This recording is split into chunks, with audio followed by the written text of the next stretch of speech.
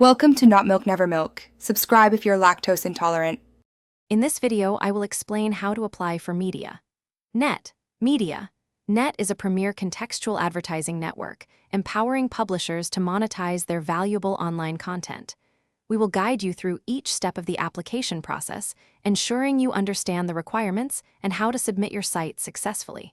This guide aims to make your journey to becoming a media net publisher as smooth as possible, helping you unlock new revenue streams. To qualify for media net, your website must feature high-quality original content that engages visitors. A significant portion of your audience, ideally over 80%, should originate from top-tier countries like the United States, United Kingdom, or Canada. Furthermore, your site must adhere to their strict content policies, avoiding any adult, illegal, or inappropriate material. A clean, professional design also greatly enhances your chances of approval. The application process begins by visiting the official media net publisher sign-up page. You will then fill out a straightforward form, providing essential information about yourself and your website.